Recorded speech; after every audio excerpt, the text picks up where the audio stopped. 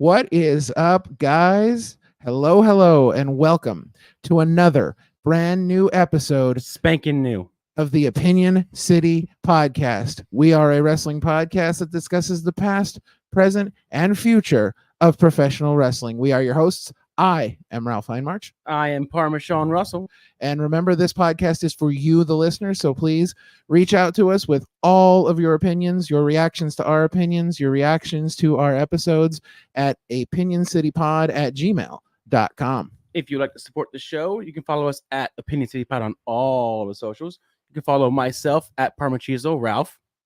Real Ralph 316. If you like what you're hearing, do not be a stranger. Let us know what you think of the opinions, the show, like, rate, review, all those things. And please, as always, share us with your friends and your colleagues. Before we continue, we have a sponsor that we'd like to share with you. We do. We want to tell you about our amazing sponsor, as you may have seen in our intro video, and that is Ref Larry's Wrestling Collectibles, your ultimate destination for all things wrestling nostalgia. At Ref Larry's Wrestling Collectibles, they don't just sell items, they curate memories. Whether you're a fan of the classic era or modern showdowns, they've got something for everyone. Ref Larry's Wrestling Collectibles sells DVDs, books, magazines, action figures, and so much more. So stop on down to Ref Larry's Wrestling Collectibles, where every piece tells a story and every fan becomes a part of the legacy. Ref Larry's Wrestling Collectibles is located inside Mother Truckers Antiques and Collectibles, located at 566 North Reading Road in Ephrata, PA. Stop on by Thursday through Monday, 9 a.m. to 5 p.m. Give them a call at 717-405-0153 or find them on social media at Ref Larry's WC. We want to thank Ref Larry's Wrestling Collectibles and Larry Peace for being a proud sponsor of the Opinion City podcast. And now it is time to get to, I don't want to call it the biggest episode we've ever had, but episode number 20 is finally adults. Episode number 20 is going to be so jam-packed full of stuff. I don't even have the words for it. We are recapping what we just seen last night, Steelstacks Smackdown numero dos. That's right. We were live in the front row at Steelstacks Smackdown 2. What an amazing show. Before we go any further, I want to send out a huge congratulations to everyone at the LVAC for putting on an absolutely freaking amazing show last night. Fantastic show. Between the Steelstacks and the staff at the event, the wrestlers, the commentators, everyone at the LVAC supporting New Bethany. Please check out the LVAC and their social media. You can find out how to support New Bethany, which was their charity for the evening that they were supporting. It was just an incredibly amazing night. IWTV had the show live, and you can actually go on to iwtv.live right now and subscribe and see the replay of Steelstacks Smackdown 2. If you missed it, you won't want to miss it. It's worth let me tell you, minute. If you're listening to this show right now and you're worried about, things are going to be spoiled for me because they're going to talk about, the results and everything. Listen, it does not matter. The show was so good. Still worth going out of your way to see this show. Yes, the show was so amazing that you cannot possibly miss this show for any reason. So please go on to iwtv.live, subscribe, check out the replay, check out all the other fantastic programming that they have on there. You can see other LVAC shows, you can see other independent promotions, and we're not being paid by IWTV. No. We're being honest that they are an amazing service. Indie wrestling, that is where you go to get your indie wrestling fix. You go to iwtv.live. Yeah. And now you can see last night's show. So but last night's show was not all we did this weekend. No, we also had other things going on. We also went to Legends Fan Fest in Hamburg previously to the show, and that was just amazing. So for those of you that don't know, the Legend of Hamburg Fan Fest is held at the historic Hamburg Field House in Hamburg, Pennsylvania, which back in the day, the Hamburg Fieldhouse was a legendary wrestling venue, a stop for WWF, and just home to so many great historic wrestling moments. And so now they run professional wrestling there. They run fan fests, and I got to tell you, I mean, I've been to a lot of conventions. I've been to a lot of fan fests, and this one yesterday was very well run, very well put together. So the people cool. that run the Legends of Hamburg Fan Fest deserve a lot of credit because it was a great show. The amount of talent that was there, the amount of people that you could talk to, that you could meet, it was just phenomenal. Now, announced and unannounced, there were so many yes, people. There so were many people. Surprises that we didn't know were going to be there, and like so it was many just. If you have a chance to go to one of their fan fests in the future, please take the opportunity because you will get to meet the heroes of professional wrestling. You'll get to meet legends. You'll get to meet your personal heroes. It's just a great time for everyone involved. So, but we went there with some very specific things in mind. We went with a purpose. That is correct. And so we can't really say much right now. We will have details in the future as they come, but we are the Opinion City podcast is planning a very big show. Again, we will have details in the future as they emerge. But yesterday was part of our putting together this show. And so we ended up in Hamburg, and we got to meet some great people while we were there. I got to meet Al Snow, which we ended up talking baseball of all things, that was really cool. We got to meet Al Snow is amazing. We got to meet the purpose that we wanted to meet, Sir Dave LaGreca. Shout out to you from Busted Open Radio. Listen, so that was like the coolest moment probably of the entire weekend. So here's the thing. For those of you, and obviously, you know, as hosts, as listeners, we're getting to know each other, and so. One of the things you need to know about me is that my personal hero in the world of professional wrestling, and really the inspiration for why I'm sitting here doing this right now, has been Dave LaGreca.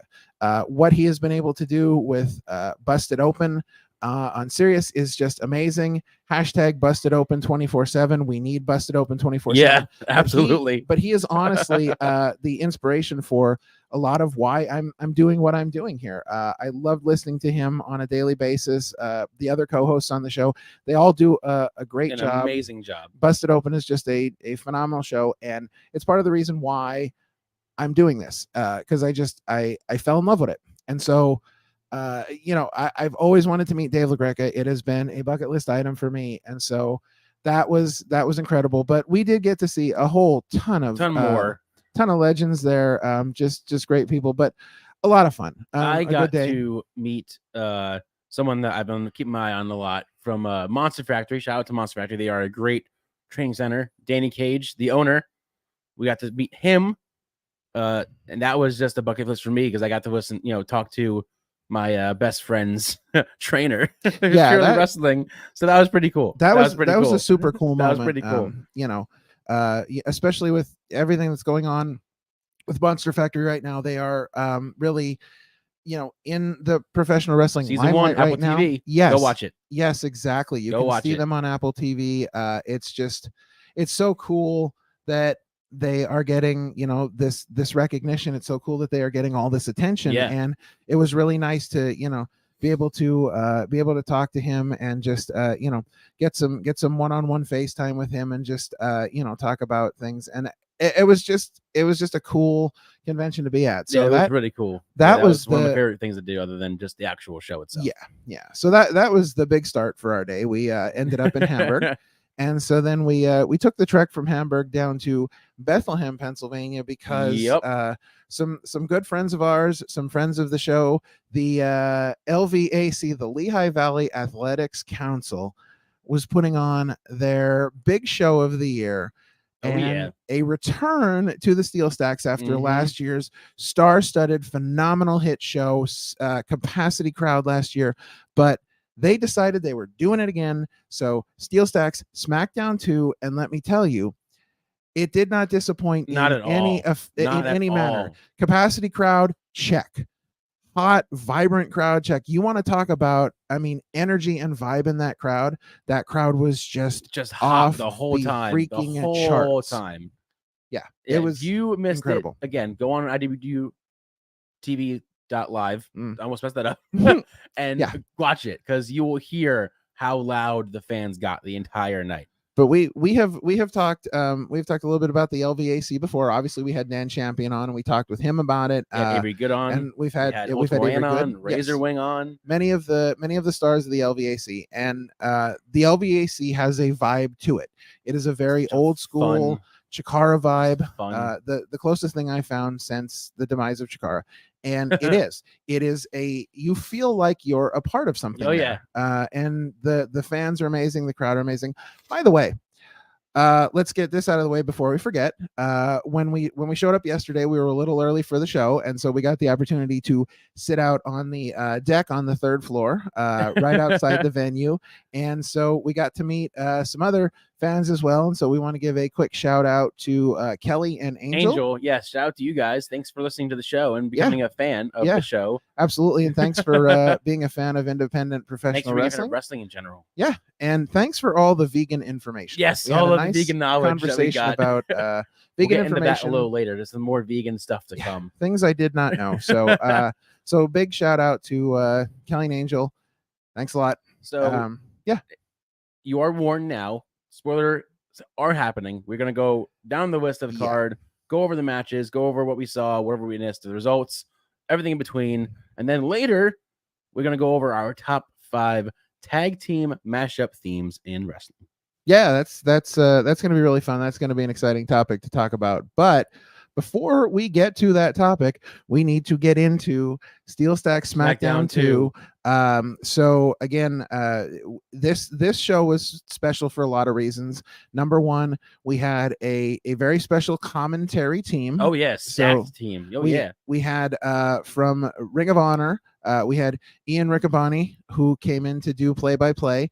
And we had actually, if you see the show on IWTV, you'll see that there was a rotating commentary. Yeah, that was really cool. Between Ian Riccaboni, Veda Scott, who was originally scheduled for a match, but when the opportunity came up, she said, "You know what? I will jump in there. I will fill in some commentary shoes," because she's been doing a lot of commentary, a lot of places. Great. Yeah, and she's really good. So it was great to have her jump in. And then the third man on the team was Mike Mittman, who, for those of you who don't know, Mike Mittman is a legend in the Lehigh Valley. He is a sports authority. He has been in broadcasting on TV and radio for over 40 years. He has done sports for HBO, all different kinds of things. He is the voice of Music Fest for Service Electric. So in the Lehigh Valley, in the Bethlehem area, quite well known, quite the legend. And honestly, listening to the show, because we got a chance to watch it back this morning. We didn't watch it once, we saw it twice. Yes. We saw it live and I gotta say, on IWW.TV. Yes. And I gotta say, I wasn't so sure about how much maybe experience he had in the world of professional wrestling. I wasn't really sure, but yeah, he was good. He was really good. Yeah, very good team. So the commentary was fantastic. You had Jack, the ring announcer, was our host for the night. He was such a good announcer. He was so different too. He had a very different style of announcing. Yes, I enjoy. When you watch the show, you may recognize Jack, the ring announcer, from other shows he's done. But yes, he is very good. He brings a vibe and an energy to the show. He gets the crowd really into it.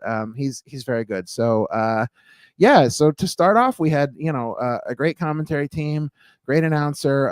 The refs were great all night. Just fantastic. But let's dive in. The very first contest, we had the returning Cyberhawks and Mantequilla versus the Lost Boys. Who are the Lost Boys, sir? Do you remember all 4 of the members? So we have Ryan Riz, Miles Penn, Junie Underwood, and Ethan. Yes. I've never seen them before. They were basically like the version of DX because they were crotch chopping the entire show, the entire match. Yeah.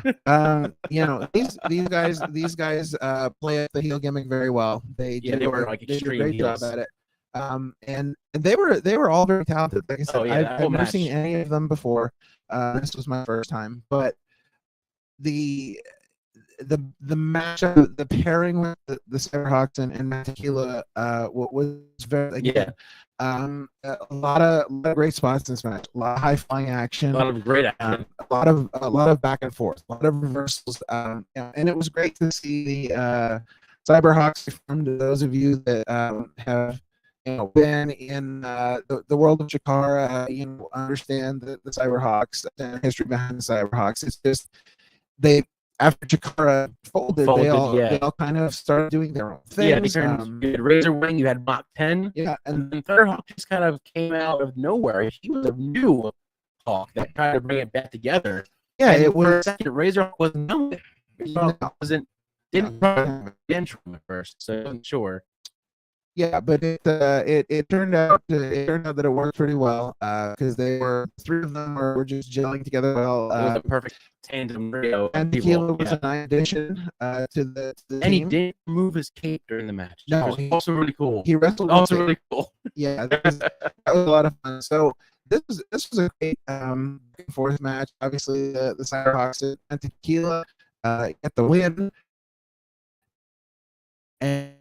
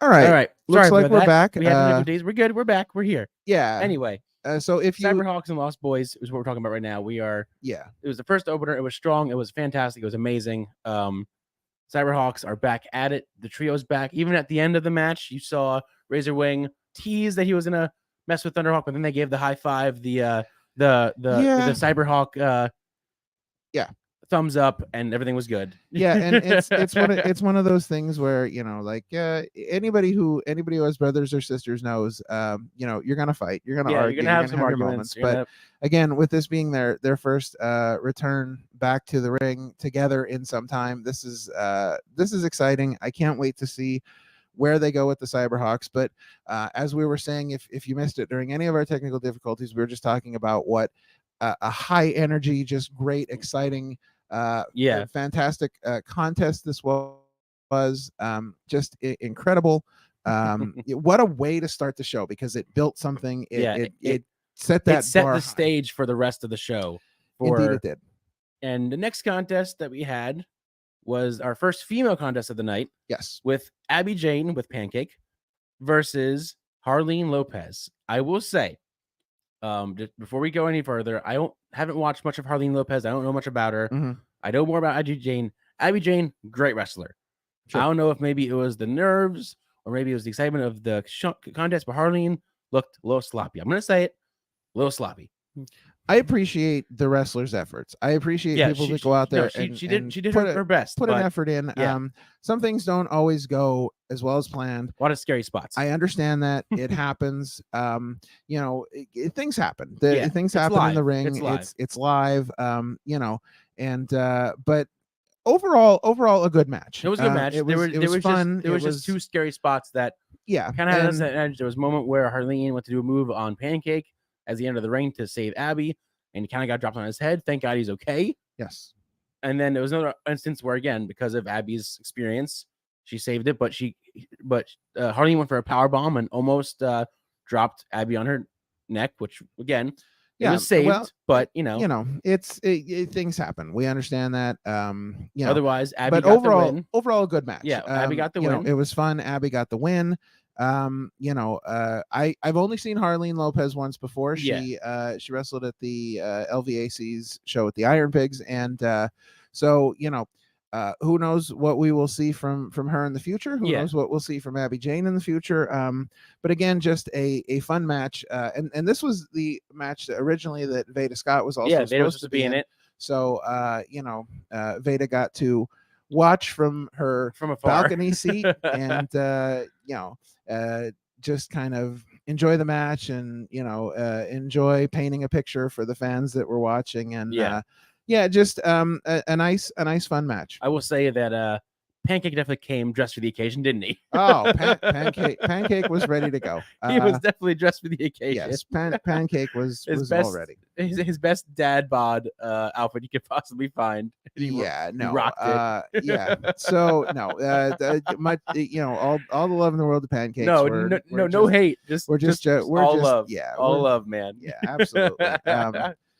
All right. So moving on, we have a 6-man tag match, a little trios action here, and this one we were really looking forward to because you had a team that I described in our preview as just the definition of the word hoss. Oh yeah, just 3 big beefy dudes. You had Rex Lawless, you had a member of the NOI family, Alpha Jr. And Havoc. Yes, and they were taking on a very exciting team for us because, again, our very first guest on the show, Ultimo Ant, was teaming up with the Batiri, some folks that were, acquainted with each other from their Chikara days. And I will say, shout out to Ultimo Ant with his choice of mask for the match. It was. I didn't realize that Ultimo Ant had face paint.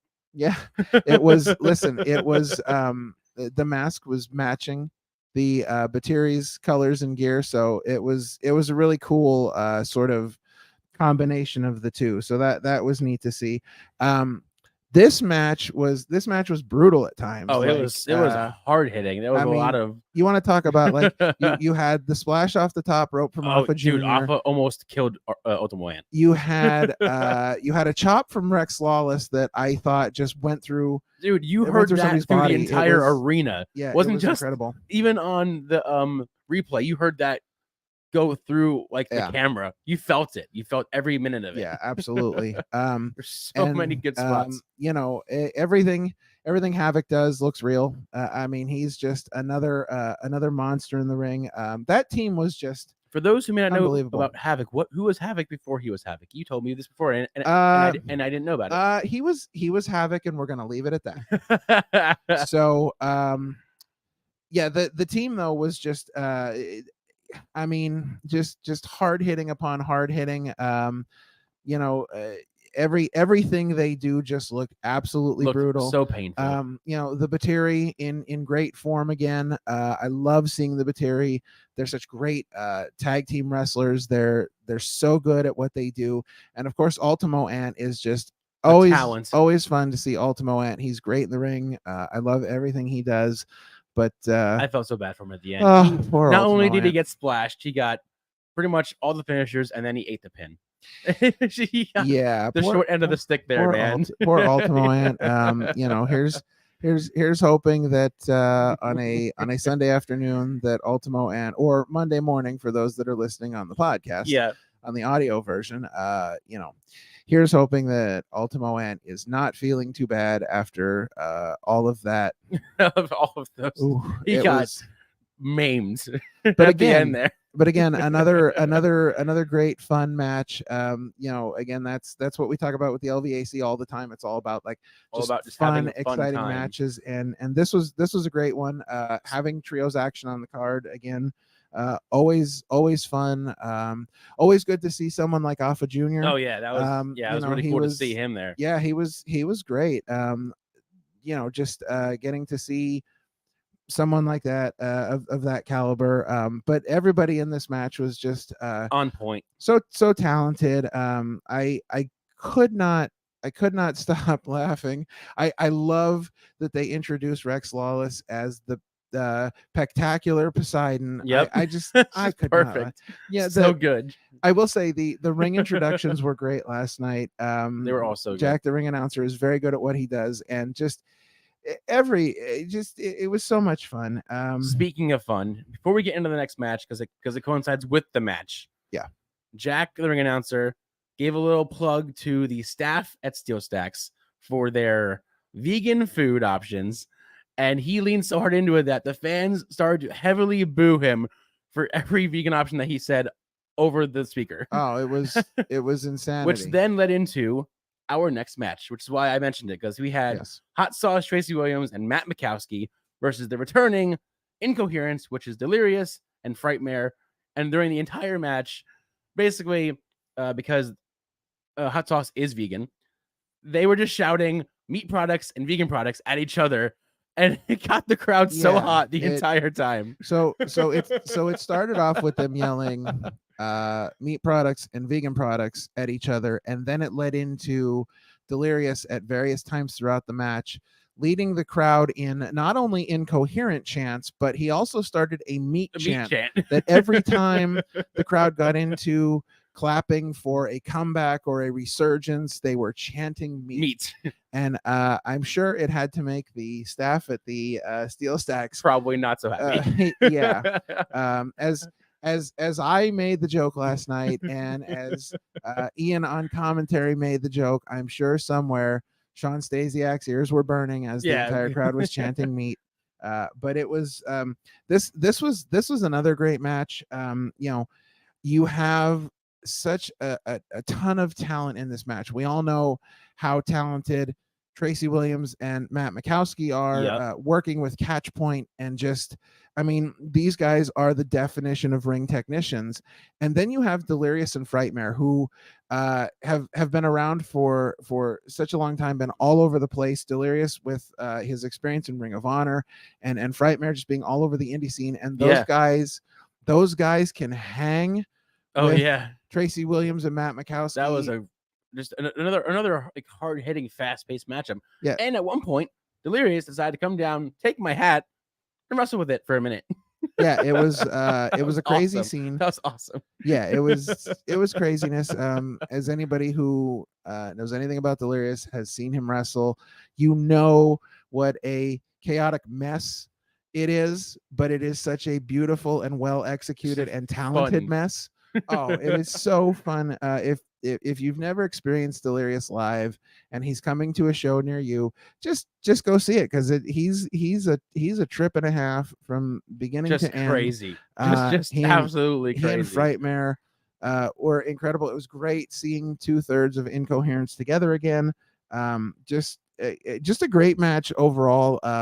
This really, for me, I think this was the start of like the major crowd interaction throughout the show. Like there was interaction from the crowd in little bits, up to this point, but this is really where like it got really crowd interaction heavy. And I think there are some matches after that it just kept building, really sort of build on that. And this was the match where it all started. And the ending where Frightmare got tapped out, the combination, that was so cool the way he did that. It was just a phenomenal ending. Yeah. Tracy Williams and Matt Mikowski take the win on this one. Just a tremendous match. When you again, and I hate to keep saying this, and I say it as a compliment. I don't I don't just keep saying it to say it, but I say it as a huge compliment to the LVAC, at least in my eyes, and I hope in a lot of other fans' eyes. But again, this is another reason why I keep likening them to Chikara, because the tag team wrestling in Chikara was just bar none phenomenal, and that's what we saw last night. There were so many great tag team matches, four-man trios, all of it. This match in specific was just a tremendously talented, well put together, just start to finish, banger of a match. And again, that's why I get all these vibes and these feelings. Like we're living through another sort of Chikara era, and the LVAC is just carving out this niche for themselves.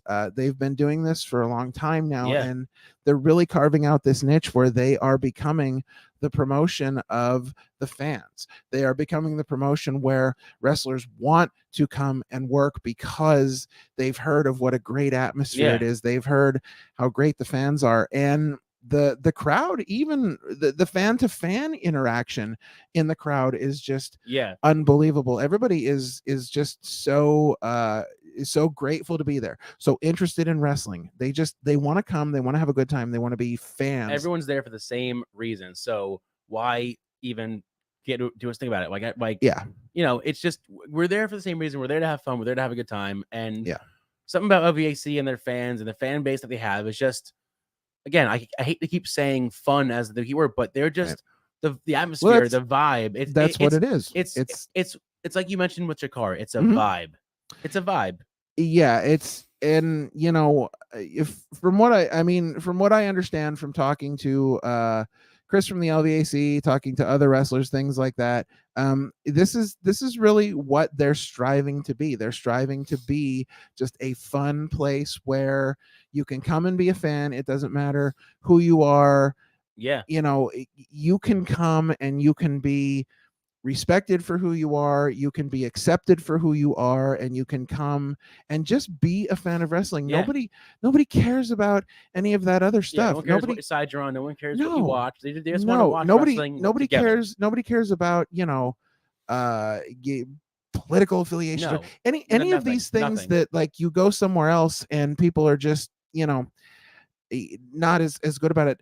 The LVAC, this is a place where everyone is respected and everyone is accepted. And I think that is the most amazing thing, because at the end of the day, it doesn't matter who we are. We're all wrestling fans. We're all here to enjoy and support the same thing. And that is what they're building. And we see that time and time again with every LVAC show. And last night, being their big show of the year, the biggest show that they've ever planned. Like, this is, it really shined through last night. It really was standing room only. It was, the whole place was packed from ear to ear. And again, I can't say this enough, but what a hot crowd. It was into every single match. It was just so fun, and it made the event that much better. But so Tracy Williams, Matt Makowski get the win on this one, and we're going to move on to our next match, which has been touted on some time for social media as this big champion versus champion battle, as we have Max the Impaler, who is the NWA television champion, and then you have Delmi Exo, who is the MLW women's featherweight champion. And I got to tell you this, so I am relatively familiar with Delmi Exo's work. I followed the Sea Stars and Chikara. I followed her and her sister, so I'm familiar with her work. So I really knew what I was getting there. I wouldn't say I'm as familiar with Max the Impaler, although I know who she is. I know who she is. I know her work, but I'm not as familiar as Delmi. But knowing those two bodies of work and knowing where they're both at, I had high hopes for Delmi, despite the fact that I knew that this was going to be an uphill battle. Oh yeah, it was definitely a David versus Goliath style matchup, but more Goliath versus David. And I had high hopes for Delmi.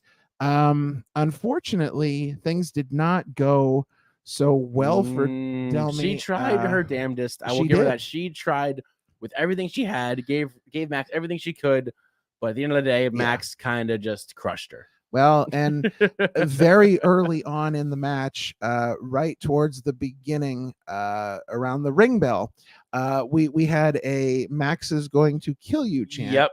And the crowd was not wrong. The crowd was not wrong. They weren't lying. No, definitely not. The crowd was not wrong. We even had a little interaction with Delmi before the matchup. Delmi saw my belt I was wearing and asked me where I got it from and asked me if I want it, and basically told me it was fake. And then in response, Raph just goes, "I missed you in Sea Stars."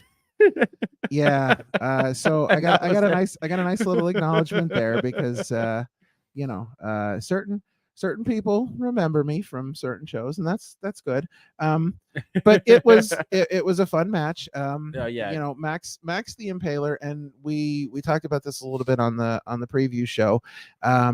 And I think it holds true, and I think it's even more ingrained, having seen the match and having, you know, seen, that's my first time seeing her live. Yeah. So Same. you know, she is a spectacle. It is it is He's- incredible. I don't even No know. words. Yeah, it's I mean, it was incredible to see. And this was, I mean, this was a good match. There was a little back and forth, and Delmy tried her hardest.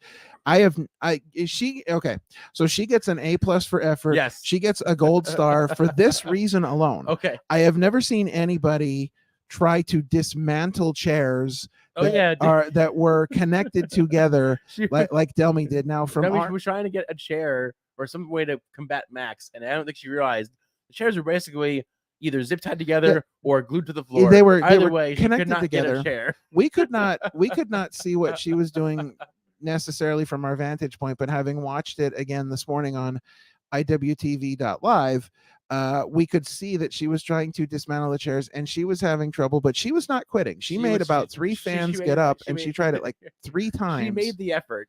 She did. So she gets an A+ for effort and a gold star. Unfortunately, she fell prey to Max the Impaler, and Max the Impaler came away with the win in what would be considered a squash match, I guess. I mean, to a point. To a point, but the fact that Delmy gave it her best shot and fought through most of it, I would say it was sort of a fair fight, but not really. Yeah, not really. So this next match is interesting because we talked about crowd interaction. Oh yeah. And I don't, you know, for as much as the crowd was involved in the vegan match, this was just a whole nother level of crowd interaction. Involved heavily. So we had pretty much a death match, wrestlers without the death match to it, because obviously we're of the AC. We had Lucky 13 and Brandon Kirk, the pretty much king of death match of New Jersey, versus Club Soda, which consists of Jeff Cannonball and Puff. And this is my first time seeing Club Soda live, and I didn't know what to expect, but when they came out with Simon Sullivan and the squirt soda, and they had every fan having a sip of squirt out of their bottles, and Simon was throwing bottles into the crowd. Oh yeah, and it was just such a fan-heavy interaction entrance. It was just such a cool entrance to see, and seeing Puff struggle to get into the ring not once, not twice, but 3 times. That is hilarious. That is standard Puff. Apparently, the ring apron is the bane of his existence. He hasn't met a ring apron that has liked him yet. Nope. But again, I think the big word that we really bring up when we talk about Club Soda is fun.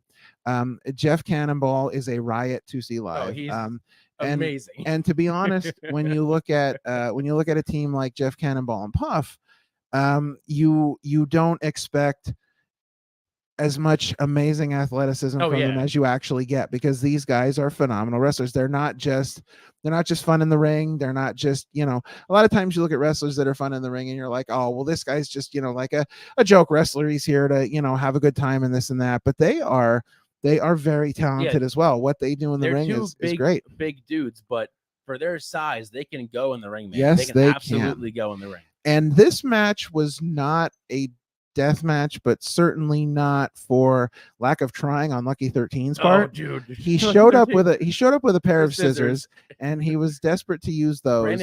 Brandon had to calm him down several times. Yeah, which is funny because here's Brandon Kirk, you know, like the deathmatch king of New Jersey, the big deathmatch wrestler, who is like calming down Lucky 13. And this whole thing started because Lucky 13 was angry. Yep. Like he was angry with Simon Sutherland, and since he couldn't get to him, he would get to Puff and Cannonball. Yep. And it was a great match. We had the appearance of a barbed wire bat towards the end. Out of nowhere. That luckily for everyone involved did not get used. But what was used was the scissors, and not the way that you would expect. Well, the barbed wire bat started it off, and that caused the distraction when the referee took the barbed wire bat away. That allowed Lucky Cannon and Brandon Kirk to get the double low blows on Puff and Jeff Cannonball and allow them to take the win. And yes, the scissors, as you mentioned, did get involved. What exactly happened with those scissors? So they kept teasing that they were going to hit him, but instead, Brandon Kirk and Lucky 13 decided to literally cut locks and locks off of Simon Sutherland's beautiful mane on his head. So many locks. By the time there was hair covered in the ring by the time. Yeah, by the time the match was over, they were sweeping the hair out of the ring because they just poor Simon. But do not worry. Do not worry. As cheerful as he is, Simon Sutherland, as he was being consoled and led from the ring by Club Soda, was letting the fans know, don't worry, I'm okay. I'll be okay. My favorite part at the end was when Puff and Jeff were walking back and they crossed their arms as they were drinking the 2 liters of soda. There was, despite the loss, there was quite the squirt celebration / consoling afterwards. And but Squirt was the highlight. Really the highlight of that match. Yeah, pretty much. It was all revolved around Squirt. Again, you mentioned the fans drinking, and at one point they during the actual match they poured soda into a fan's mouth, and he did like the Triple H style, he spit it into the air, and it was just incredible fun. This is what the LVAC is all about. Man. And I will say, for anybody who listened to our preview, who will listen to our preview from this point on, you will realize that we did not get the match we were expecting. Oh no, not even in the slightest, not even close. But it may have even been better than we thought. I mean, I wasn't expecting blood out of the LVAC because I don't think that's kind of like their thing. But just the fact that they had Jeff Cannonball, Brandon Kirk, Lucky 13, I was like, yeah.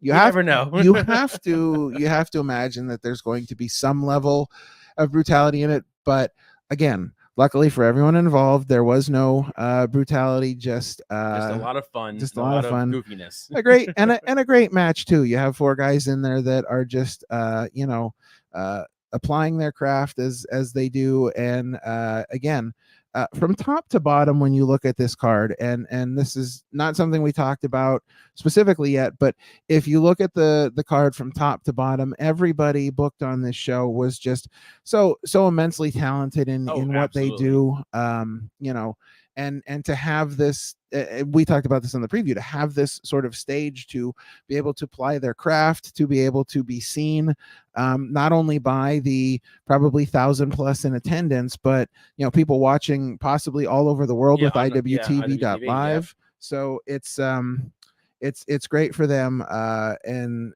again, just talented people from top to bottom.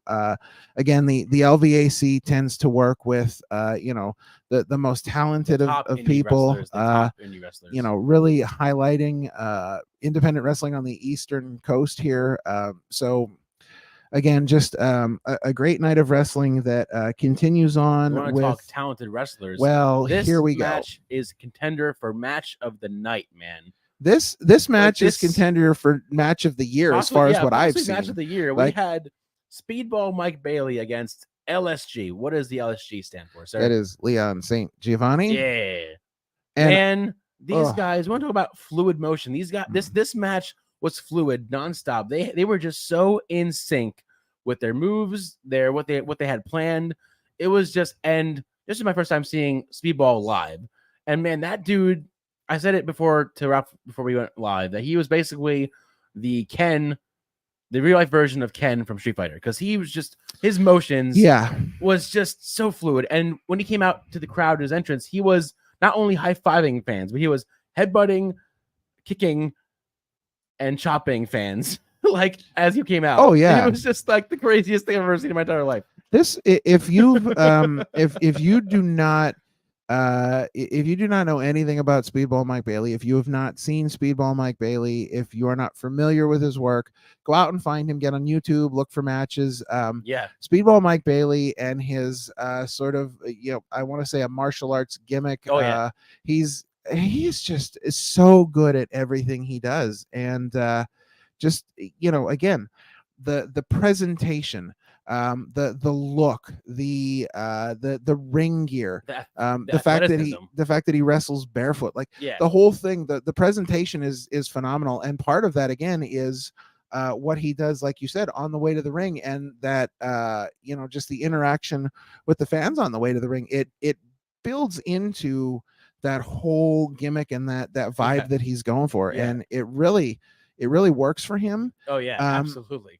And I know we're gushing a lot over Speedball Mike Bailey, but let me tell you, this is my first time seeing LSG live, and he was no slouch whatsoever. No, he was fantastic. He matched the energy to Speedball perfectly. Oh yeah, like, I mean, they were such an in sync. The match was, like I said, it seems weird to say in sync, but they were so in sync with every reversal, every attack, every grapple, every strong, every kick, every punch. It was just so fluid of a match. There was barely any, if at all, noticeable errors. Oh, it was phenomenal from beginning to end. Too many great spots and great moves for us to even mention. Too many. But you have to seek out this match. Seek this match out. Get to iwtv.live, get this show, and even for this match alone, it's worth the price of admission. This match was just top notch from beginning to end. This would be a Meltzer 5-star match. Oh, it would have easily to be. Because it was so good.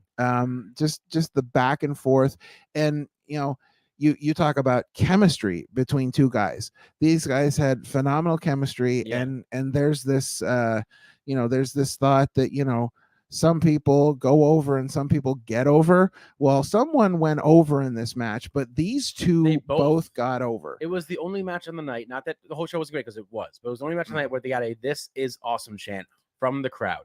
That's how good this match was. And the crowd was 100% right. This match was awesome. You have to see this. I don't know if the LVAC, when they put together this match, could have imagined how great it was going to be. It had to exceed whatever expectations they had going into this, because it was just easily match of the night. Again, no disrespect to anybody else, because great matches throughout the entire card, but this match shined above the others. It was that good. Yeah, it was just again, too many great spots to even mention, because again, it was just a spot fest, but a beautiful spot fest. Yes.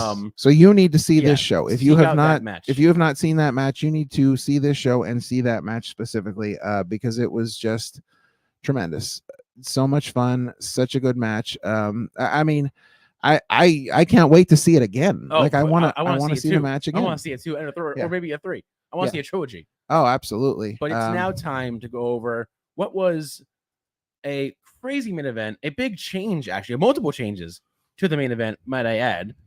First of all, obviously, as we know, Wheeler Yuta, due to an injury, was out of the Ultramantis mob.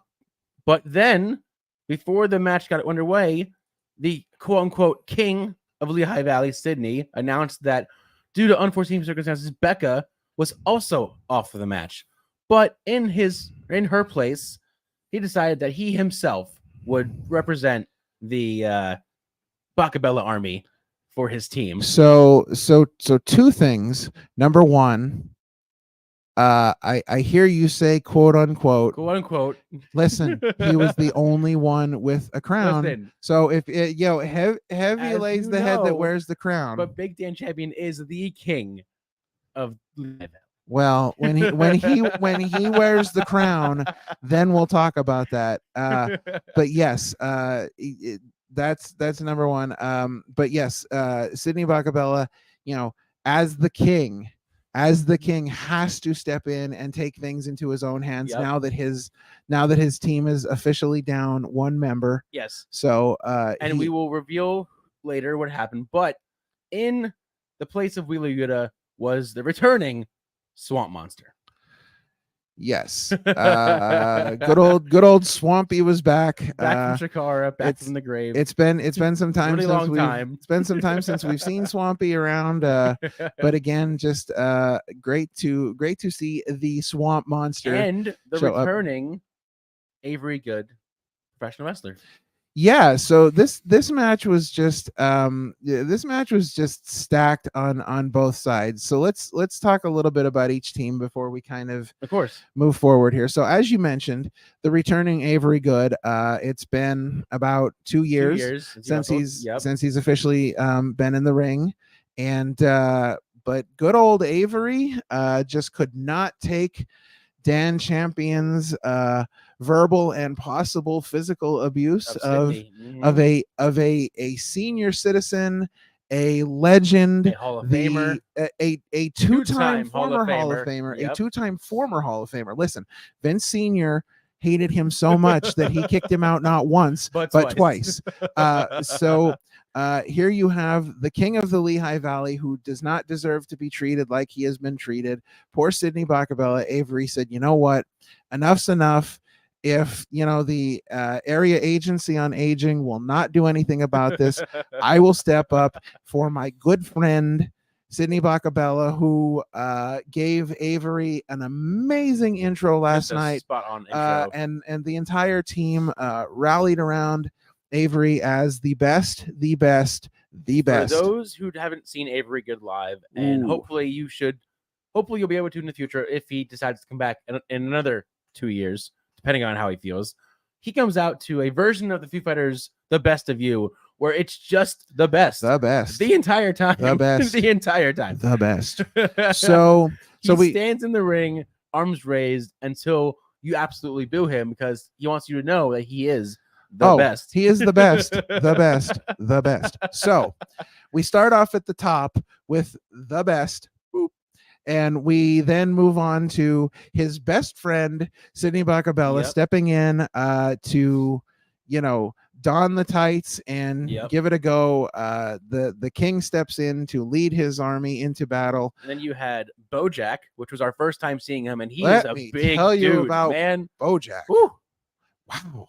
Like I've not seen Bojack before. I understand that Bojack is big with Deadlock Pro Wrestling, which is as I understand big in the Carolinas, but this was my first time seeing Bojack, and I got to tell you, man, Bojack is a massive individual of a human being who is just scary good in the ring. Oh yeah. I'm so glad that the LVAC and Sidney Bacabella and Avery brought him in to be a part of this team, because he is a wrecking ball of a monster. Oh my god, I loved it. It was great. Very cool to see him. You had Channing Thomas, and here's the thing with Channing Thomas. Again, you talk about Avery and Sidney being best friends, but Avery's got a life of his own now. He's the director of championship for IWTV. He's doing his thing. He's out there in the world.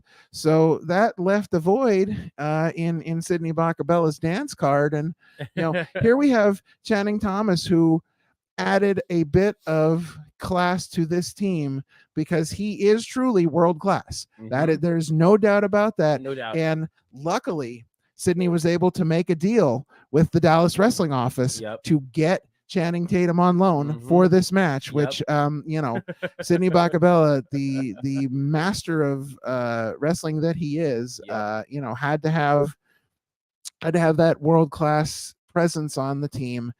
And then finally, rounding out this team is what I like to call the wild card of the whole thing. Our beloved Jakob Hammermeyer from the old Chikara days. Jakob was a mainstay, and I will tell you what. So it's been a long time since I've consistently seen Jakob, having been to a lot of Chikara shows, and I gotta say, Jakob has not missed a step. Not at all. Jakob is a character among characters. I love watching Jakob's interaction with the fans.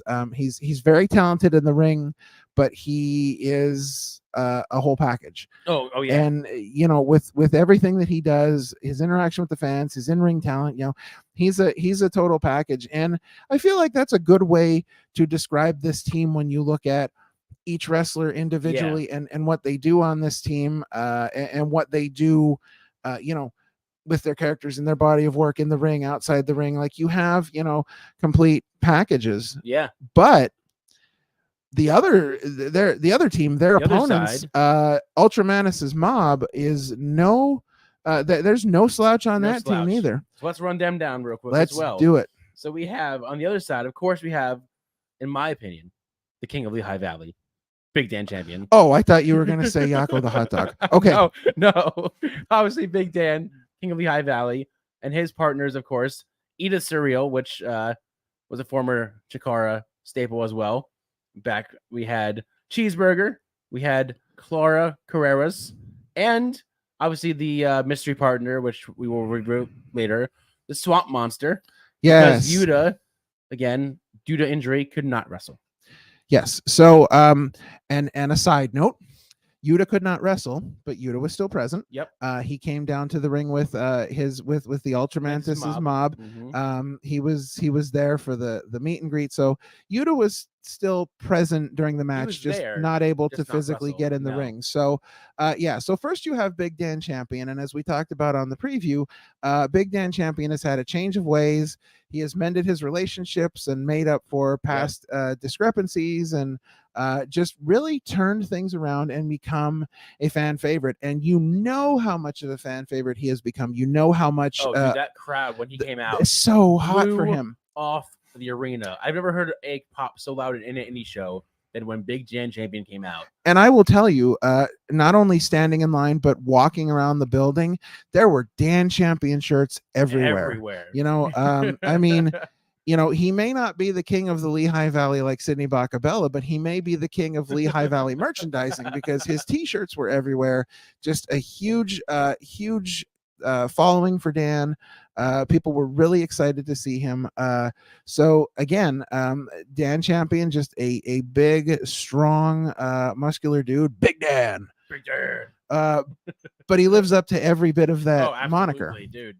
He's fantastic in the ring. So he was, sort of your, because of everything that had happened, he's sort of your de facto captain of the team, I would say. Pretty much. And then Cheeseburger. What can you say about Cheeseburger? He's a talented wrestler. Cheeseburger is so phenomenal. Every time I see him wrestle, he's just better and better every time. The things he does in the ring, there's a spot he did with Avery where he was standing on Avery's back and put Avery into it was like a cross between. It was almost like a Widow's Peak.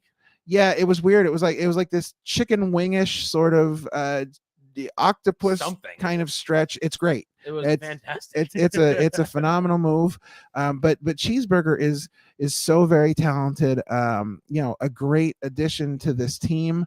You had Edith Surreal, who I have not seen wrestle in person since the Chikara days, and I was excited to see her back wrestling live again. Like I said, she's been wrestling. I just haven't seen her live, so it was exciting for me to see her back in the ring again. Got to talk to her a little bit before the show, and just a different presence on the team because her style, some of the things she does.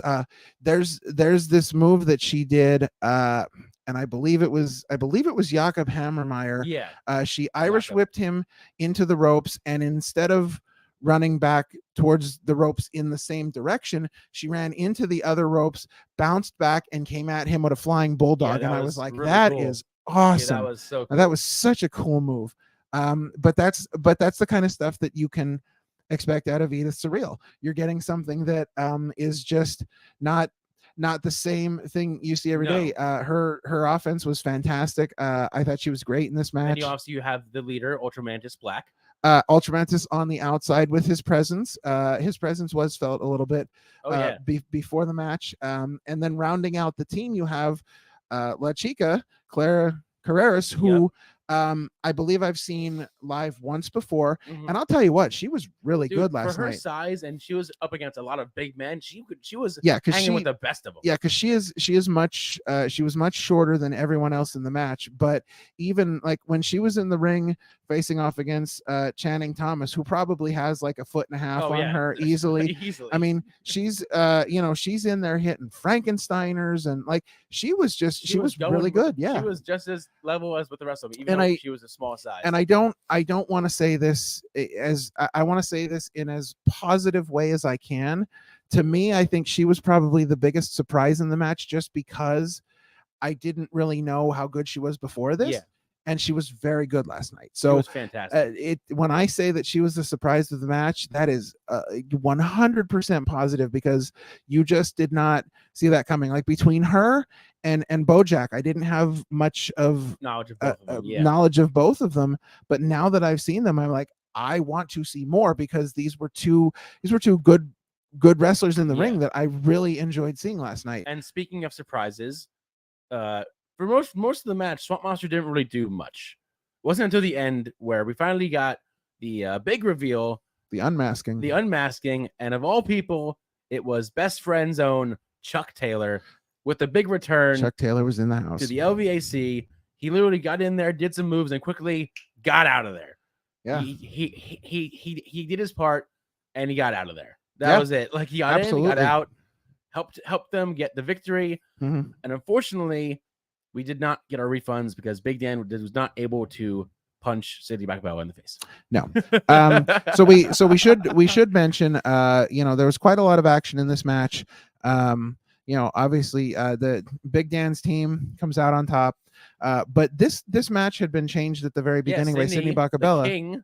Yes, the king of the Lehigh Valley, because he was the king, made a royal proclamation that the match would now be a no disqualification street fight, which ended up in Bojack slamming Ultramantis through a door. And that door was a door because it exploded. Oh yeah, so loud. It was when it was he went crazy. Through it. It was crazy. Yeah, it was quite a moment.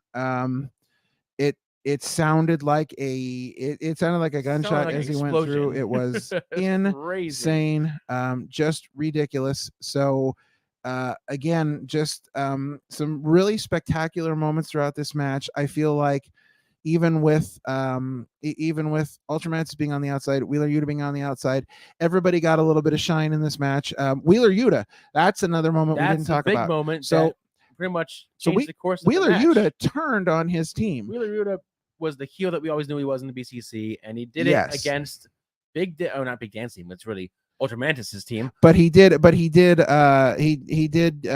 go behind the back of Big Dan, and because Sidney paid him off. Yes. I think he made a cold hard $20 from Sidney Bakabella, which that was probably one of many 20s Sidney had on him, just in case he got punched. $20 is $20, man. Yeah, listen, it happens. It's the way it is. Because this was something that we did talk about before, where could Wheeler Yuta really be trusted? No, but hey, so that's what precipitated the unmasking of Chuck Taylor, and it was just a phenomenal match from beginning to end. One thing that the LVAC does is they put on these marquee, huge main event matches. These big 10-man tags are always so much fun. Everybody gets their stuff in, everybody gets to shine, everybody gets to have a good time in the ring. And we as fans are the real winners, because we get to see all of this incredible action. We get to see all these incredible talents in front of us.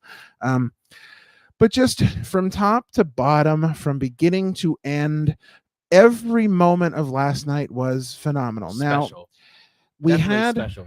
And this is something that you can speak to a little bit, but we did have the meet and greet before the show. Yep. And at the meet and greet, we had, as promised, the Godfather and D'Lo Brown were there, but they did not come alone. No, they did not come alone, and I didn't realize that this wasn't announced, but because they were all at the Legends Fan Fest in Hamburg, where it was the entire group: Mark Henry, D'Lo Brown, Godfather, and Farouk as the Nation of Domination. But Farouk actually came to Steelstacks with D'Lo and Godfather. Yeah, it was really cool. And you picked up a I sweet little picked up a title. sweet little rare title. Only 10 were made. Shout out to Joe Ruda from Ruda Entertainment. I had all 3 of them sign it, and that was the belt that Delmy called me fake for. Yeah, a sweet looking Nation of Domination belt. Very cool. Call me fake for it. Yeah, it was just a great evening from beginning to end. So once again, a big congratulations to everybody at the LVAC for an amazing match, an amazing show, an amazing card. Everything they did was just amazing from top to bottom. Here's to many more years of great shows at the Steelstacks, because it's venue is just perfect too. Yeah, it really is. Venue. It really is. So I just wanted to mention this. The next time we're going to see the LVAC out and about is going to be on Friday, September 29th. They are going to be at the Touchstone Theater. Yes, the Touchstone Theater, which is right down the road from the Steelstacks. They're going to be at an event called Festival Unbound, and there's going to be food, and there will be drinks available. There's going to be bands playing, and there's going to be a professional wrestling show. And the great thing about this is this event is 100% free to attend. Absolutely free. So listen, if you are not doing anything on Friday, September 29th, get yourself to the Touchstone Theater in Bethlehem, Pennsylvania. You can look up the Touchstone Theater online and get all the information. The event is starting at 7, and it is called Festival Unbound, and the LVAC will be there. I will be there checking out the event, as Sean will be back in the great state of New Jersey. So I will be at the event to check out everything the LVAC has to offer. It'll be a fun night.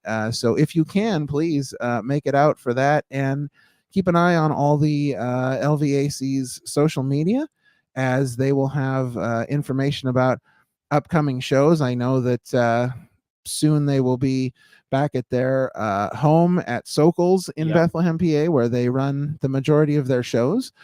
So absolutely keep an eye on the LVAC's social media accounts to keep up on when the next time you'll be able to see them at Sokol's in Bethlehem, and whatever else they've got going on. This is a big year for them.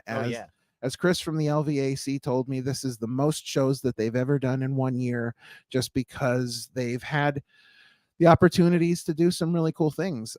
They usually keep it to about 5 or 6 shows a year, but they've had the opportunity to do some really great things. And it's really good to see a group like this, finally getting the opportunities and the recognition they deserve, because they are 100% for the fans. They love the fans. What they do is to help the fans. And so, they want the fans to have the best professional wrestling possible and have a good time. And that's what it's all about.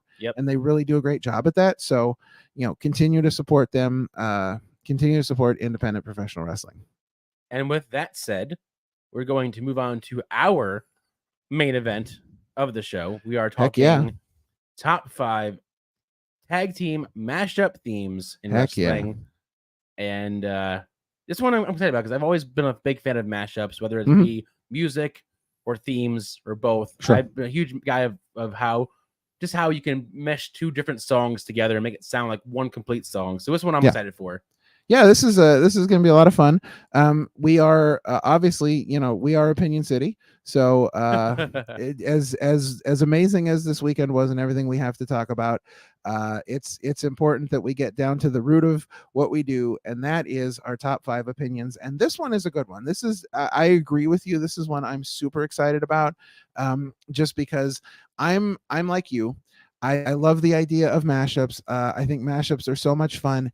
And the world of professional wrestling has been a place where more times than not, we end up seeing a lot of tag teams that are developed of just 2 singles wrestlers thrown together. And I always kind of find it odd that if we're going to throw two singles wrestlers together. Yep. We're going to take the time and effort to build them as a tag team, Mhm. but then we're just going to have them come out with separate entrances, Yeah. or we're going to have them come out to one of their themes, or we're not going to do anything special to make them feel like a team. Yeah. So when they do that, I think it really adds to the whole presentation and making the fan believe in this team as a legitimate team. Yeah, absolutely. So Absolutely. all right. So this topic was 100% your idea. I think it was a great one to come up with. So why don't you go ahead and lead us off with your number 5? Number 5, my first pick on the list. I picked a theme while not entirely a mashup, was still a fun song that was made for this team. It was right after Jericho broke up. Mm-hmm. And so Big Show had aligned himself with The Miz. Yeah. AKA making Show Miz. It was really just The Miz's theme song I came to play with scatterings of Big Show's name shouted in between. Yeah. But it was perfectly timed with the theme, so it seemed seamless in the song.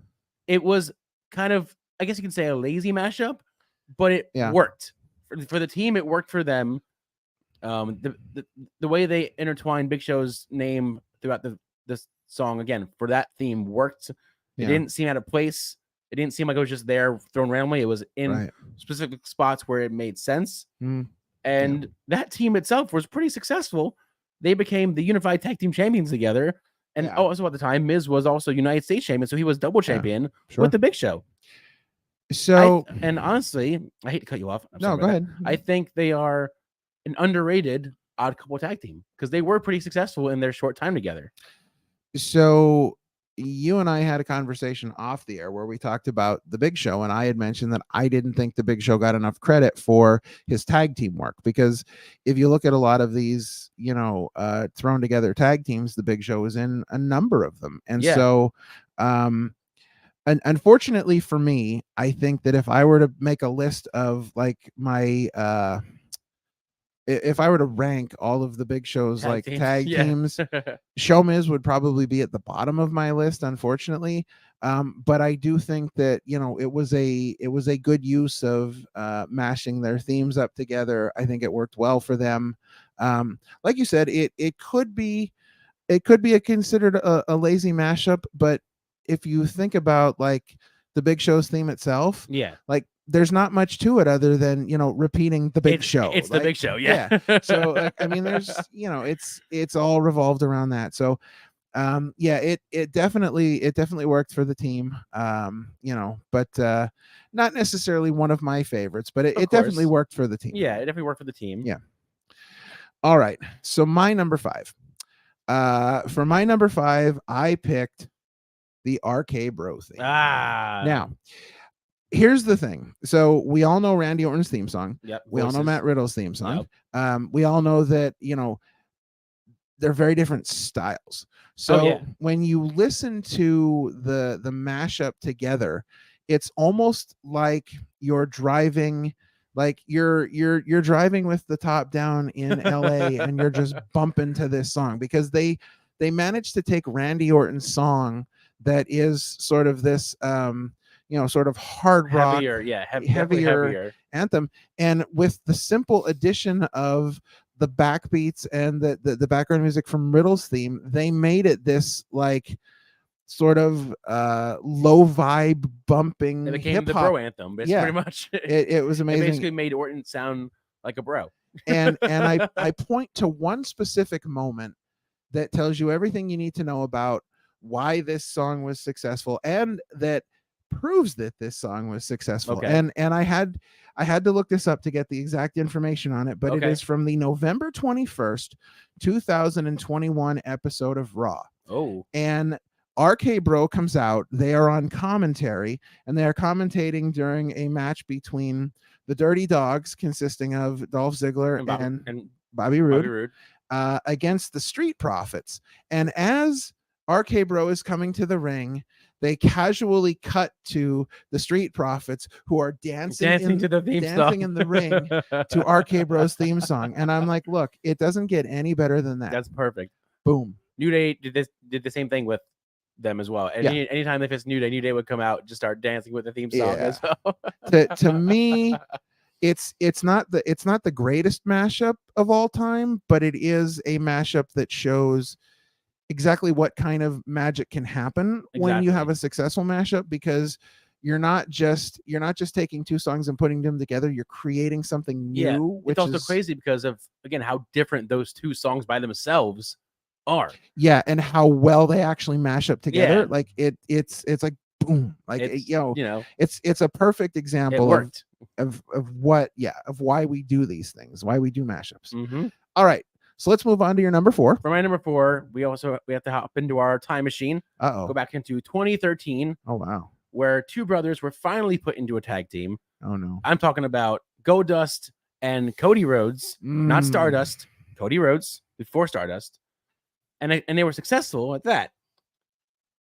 It was a perfect use of both their songs. It was mainly Goldust's song with Cody Rhodes' woes and lyrics like kind of sprinkled in, but it was perfect. They called it Golden Smoke, and I thought that was great because I've always loved the Smoke and Mirrors themes on that Cody had for a while. It was great for him. It was perfect for him, and the way they seamlessly put those two together was just perfect. And they had probably one of the best tag team runs of that year when they had that great rivalry with the Shield, and then beat the Shield for the tag team titles. Yeah, the win with their dad out there was it was so good. That's a moment that you cannot be overlooked as far as importance, significance, and just you really want to get fans emotionally invested in something. That's the way to do it. I believe that was the match where if they had lost, then Dusty would have been fired. Yes, it was a great storyline building up to that, and just the whole Rhodes family coming back together again was just so good. a great catalyst for that tag team.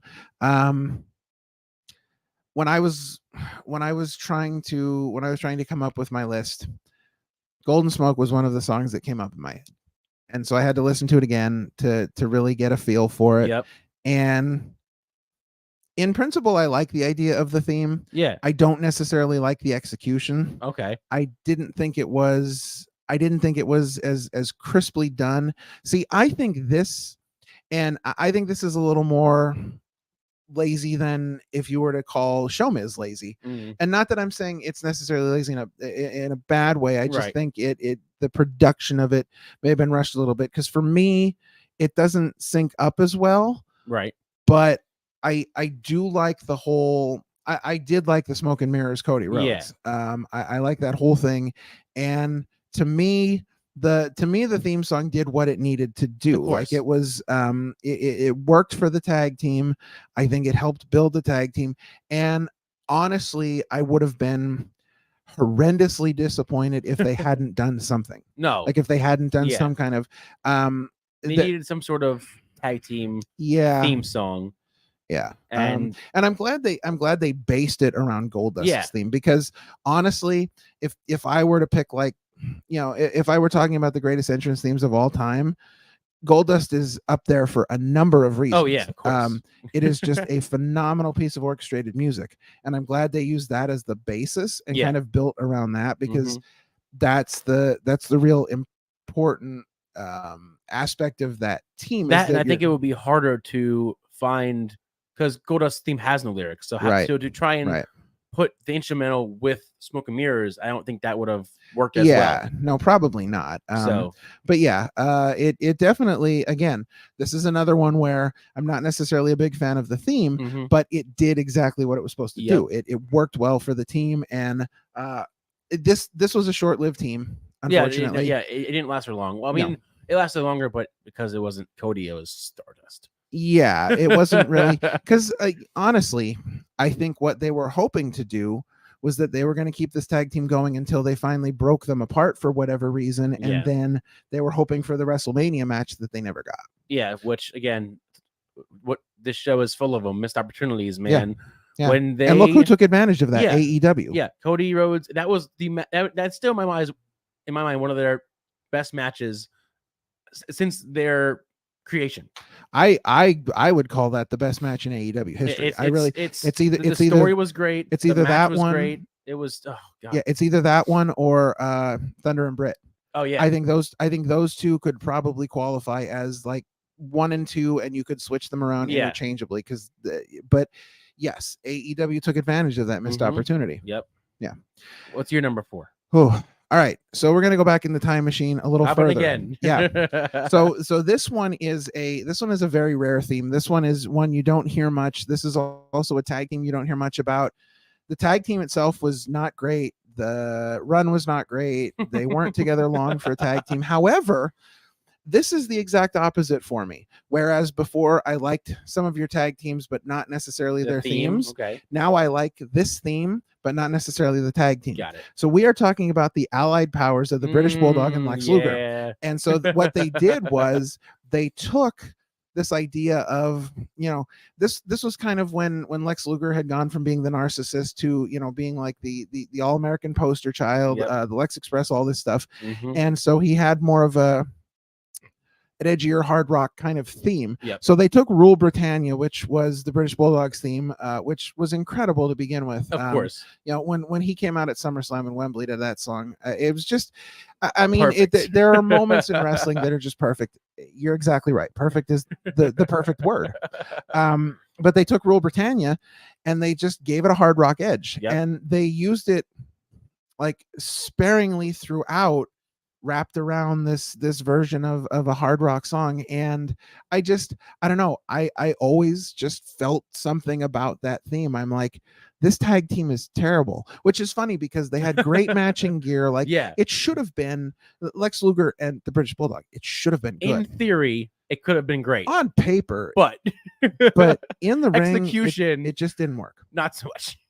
No, it just didn't work. But their theme song was absolutely gold. As I was listening over my choices to, get a feel for them and things I wanted to say about them, I was just so happy listening to that theme song because I'm like, man, I forgot how much I really like this. Yeah. I'm like, I forgot how good I really think this is. So that is my number 4. All right. Sounds good. All right. Number 3. My number 3 pick, I think, is a good mixture of both good team and good theme. Oh, okay. All right. Also, out of all the mashups on my list, this is the only one that was actually like a complete song. It wasn't just two themes mashed together. Right. They made a new song out of it entirely, with the lyrics of both songs. I'm talking about the Team of Jericho and the theme song "Crank the Walls Down," and again, it was a totally new song. It wasn't even the same song. They just said, "Hey, let's make the song edgier and more rock, and just put both lyrics together and make it one complete song." Mm-hmm. And they were also a complete team. So like, their song was badass, and they basically turned their theme into a hard rock anthem. Yes, it's just they called them on Maylene and the Sons of Disaster to create this song. Yeah, and it was just a perfect theme for what I truly believe is an underrated odd couple tag team in the world of tag team wrestling, because again, similar to Showmiz, I don't think nowadays, looking back, they were appreciated for what they were doing at the time. Nowadays, you think Jericho, but now back then they didn't have as much love as they do looking back. Right. And this is a great theme, because I think, the point you hit on, that they were trying to make something edgier, because if you listen to Break the Walls Down and then you listen to Crank the Walls Down, you can hear where it's almost like if the lead singer that did Break the Walls Down, woke up early in the morning and he had gotten fired from his job. Somebody robbed his house. His car had been smashed. His dog had died. His wife left him. Everything. He went downstairs for a beer and all there was light beer. Like, angry. And then, and then he had to go sing a song. Yep. So like, yeah, it was such a great, it was a great version of Break the Walls Down, and it would have been fine if it was just a cover of Break the Walls Down, but they took that extra step to do a little bit more to it and really kind of make it feel like you like you said, they made it feel like a brand new song entirely, not only just by what they did stylistically, but the addition of, the Big Show elements of it. It's a great theme song. And it really solidified them as a tag team. Yeah. And I think similar to Showmiz, they were tag team champions. Jericho was already on top of the world with his runs. Like, they were killing it. I think for me, when you look at like we were talking about the tag teams that the Big Show has been in, and you look at like Show Miz, Jericho, Undertaker, and Big Show. Big Show and Kane. You know, I feel like this is the one tag team where Big Show felt like more of an equal part of the team than he did on any of the others. I really feel like there was this great sort of connection between Big Show and Jericho. Yeah. The chemistry was there. I love that they were doing like the blue gimmick. Where Big Show was wearing like the singlet that had like the blue aspect to it. And I thought that was really cool. Yeah, that's really cool. Yeah. So all over, I think this was a great theme for. I think this was a good balance of not only a good team, but also a great theme song as well. It's interesting that one's like right in the middle for you, because it does both of those things. Yeah. Yep. Cool. All right. You are up, sir. My number 3, Jericho. Your number 2. Yes. We are on the same page. We were on that one. Yep. We said it all. Yeah, we said it all. I made sure I spoke more about it then, so I could just go number 3, Jericho. Number 2. Let's go. Number 2 is one that I've been touting for months now. We've been saying it on multiple shows probably at this point ad nauseum. But Better Than You, Baby, Adam Cole, and MJF. Even that theme was an odd. The tag team was an odd couple in its own right. Yeah. They were thrown together for the blind tag team elimination tournament for the belts, and nobody thought it was going to be as good as it was. Yeah. The team itself, the build up to their friendship was just perfect. Yeah. The way Adam Cole surprised MJF, the reaction that he got out of MJF when he surprised him with the theme song is like chef's kiss.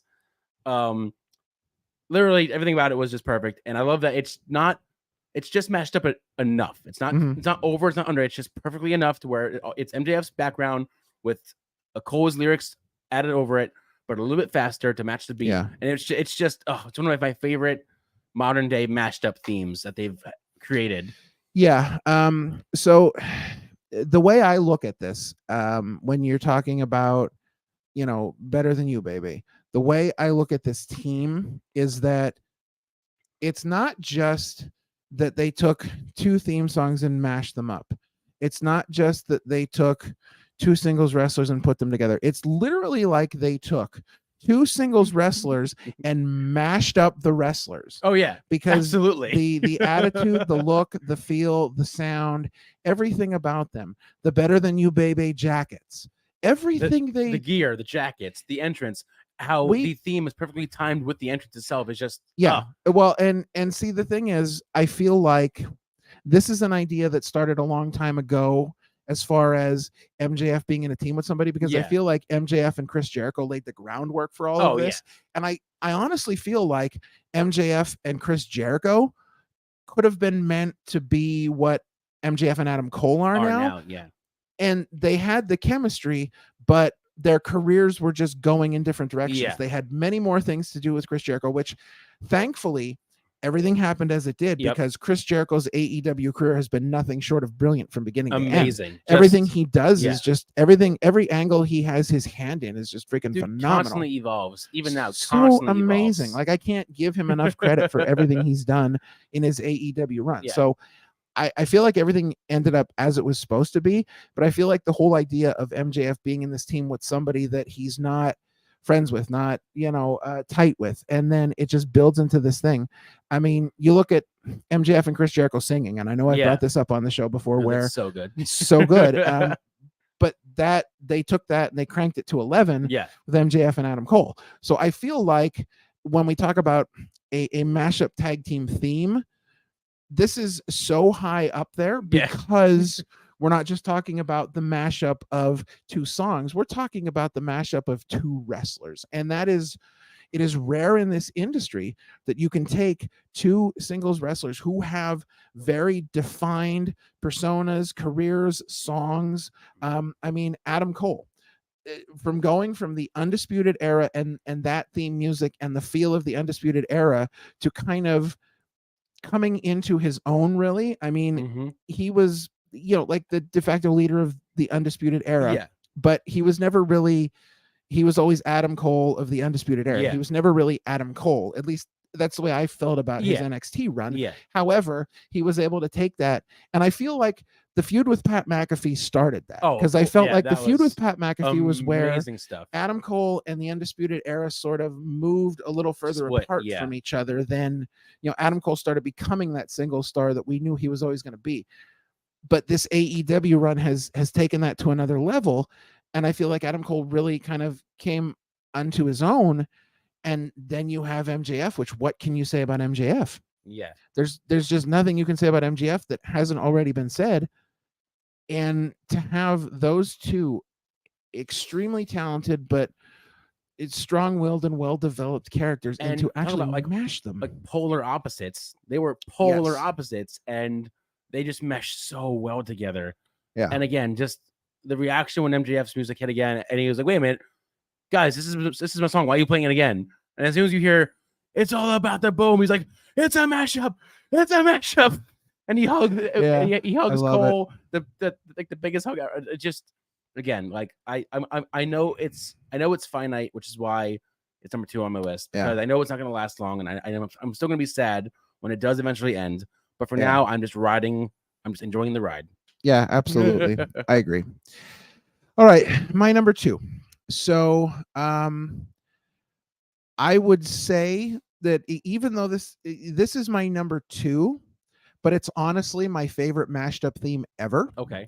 I could not put it as my number 1 because I don't think it is the best, but it is personally my favorite because honestly, this time in wrestling for this character and some of the other characters involved was a lot of my favorite time of his career. Right. So my number 2 is the corporate ministry theme, because I love the corporate ministry theme. I think it was just so brilliantly done, and we all know the McMahon's theme. We know No Chance in Hell. Like that's we know what that is.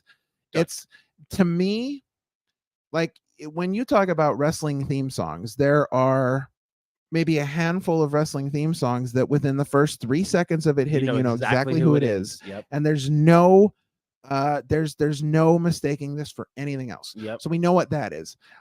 The ministry version of Undertaker, which for whatever it was, dark, demonic, whatever, that's one thing. I just felt like this was since the Undertaker first debuted, and people were just like, kids in the crowd were scared of him. Like he was the phenom. He was this. Yeah. I feel like the ministry version of him is really the first time that we got back to that feel of what the Undertaker originally was, what the character originally was.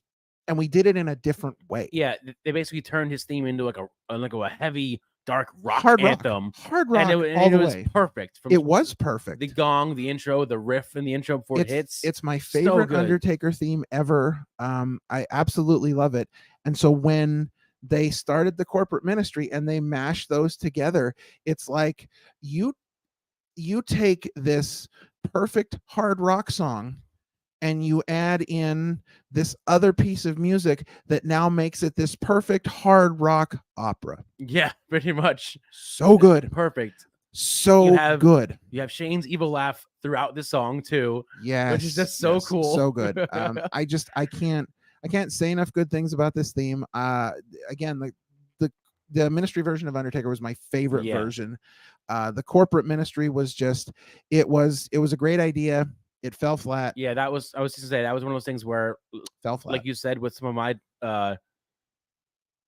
top picks, it was that great theme, but bad delivery on the actual team itself. The ministry did not need the corporation, and the corporation did not need to be a team. No, I did not like the corporation at all. I loved the ministry. I loved everything they were doing. I mean, this is how we got the APA. Yep. You know, it all stemmed from that.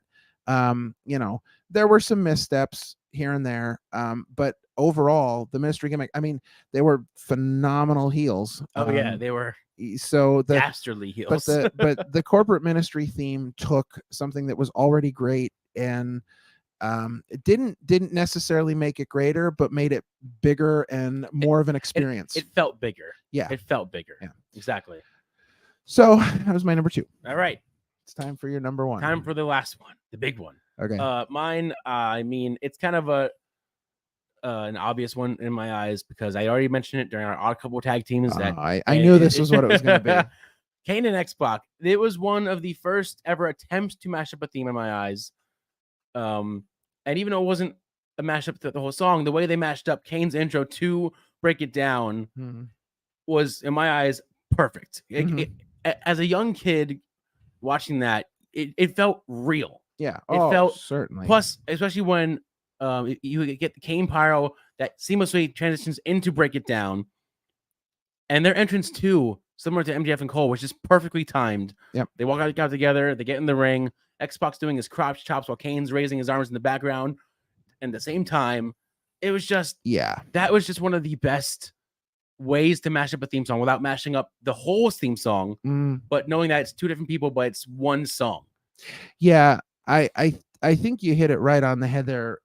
You know, it may not have been necessarily the first time it's ever been done, but it feels like it because it was such a surprising thing. Like we didn't know we were going to get that. Like we knew we were getting X-Pac and Kane teaming up. We didn't know we were going to get that.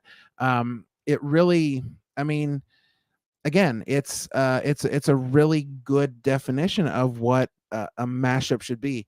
X-Pac and Kane were a really good definition of what a mashed up team should be. And I don't, we could sit here and name like thrown together tag teams for probably an hour and never find anybody that were as polar opposite as Kane and X-Pac. Yeah. But somehow it just worked. Yeah. You know, the whole Kane's association with DX, it just worked. Yeah.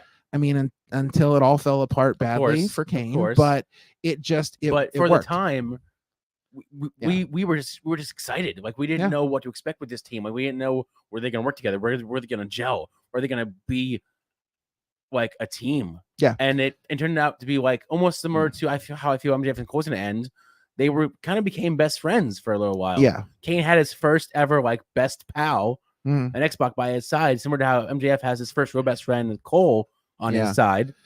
Yeah, until again it all fell apart. Yeah, and it's really interesting because again, this was a mashed up tag team, but this was really during the Attitude Era. Yeah. So here we are still talking about this, you know, as part of this idea of oddball tag teams or mashed up tag teams. It's just this idea, and of all the things we could be talking about from the Attitude Era, we're still talking about that. Yeah. So obviously they did a lot of things right. They did a lot of things very well with this tag team. So yeah, I think that's a really good number one. Yeah. Like it's and I should have seen that coming. Yeah. I figured I just didn't remember that. Yeah. As soon as I came up with the idea for the list, that was the first one that came to my mind was Kane X-Pac. Yeah.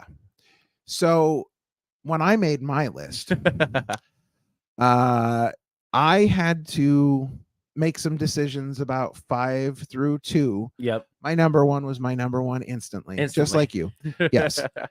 Honestly, my number one is Adam Cole and MJF. There you go. I've never seen, for me personally, I have never seen how do I put this? So MJF's theme is one thing. MJF's theme is a vibe, a feeling. It's also a royalty-free theme song. Yes, but it is a vibe and a feeling. Oh yeah, it is something perfect for him.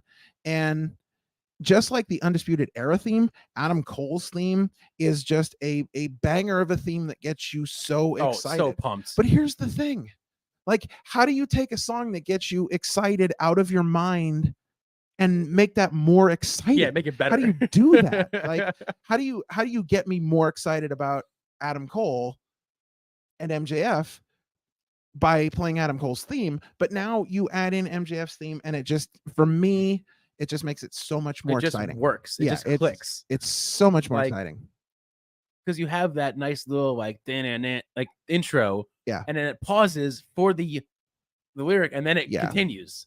Yeah, it's like perfect. Yeah, when you listen to Adam Cole's theme, you expect the boom. Yeah. When you listen to MJF's Better Than theme, You, Baby, you don't expect the boom because you're being lulled into that MJF thing. You're just jamming out, and then it's all about that boom. Yeah, and then it just goes. And then from there, it's just so good. The way they remix the lyrics. They sort of like repeat some words, kind of like DJ style in with it. It's just such good stuff. I will say I know people are probably surprised I didn't put Kane and Taker as any of my lists, but it was a thought.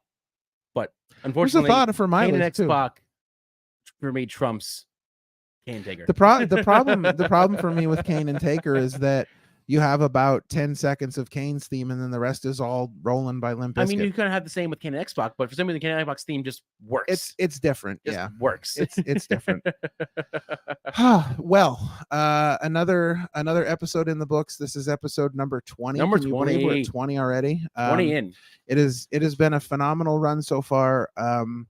This weekend has probably been the best weekend we've ever had. Yesterday was just a phenomenal day for not only us as fans, but for the show professionally. We got to talk to a lot of people yesterday, which was really exciting. So there's a lot of big stuff coming with the show. Yeah, we've got a lot going on. It's only going to go up from here.